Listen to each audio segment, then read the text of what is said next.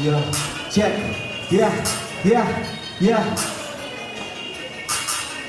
Yeah, yeah, yeah, yeah, yeah.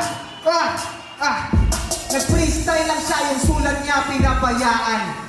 Yan ba ang halaga ng mga binabayaran?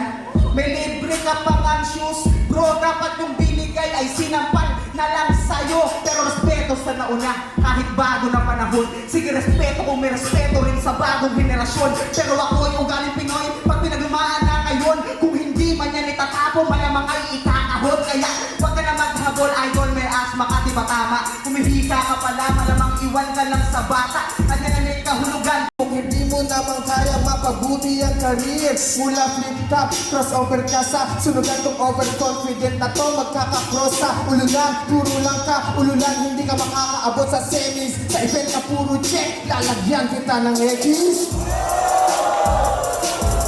Round 3 na.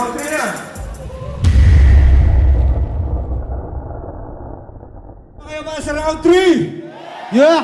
O para ka ngang si Ray Allen kasi pareho kayong kalahati lang yung kilay.